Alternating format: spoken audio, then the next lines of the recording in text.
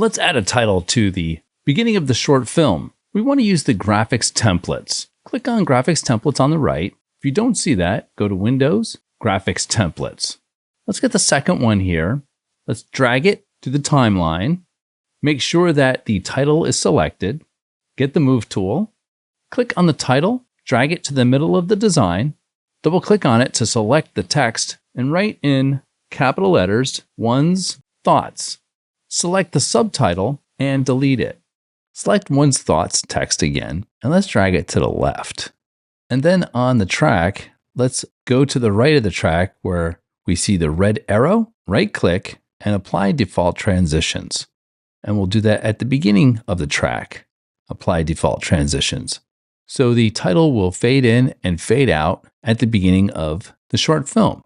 You may want to change the color. Click on the track again, go to the effects control panel, click on the arrow next to the text, scroll down to the fill, click on the fill color, and then get a color that you want for the text, press OK.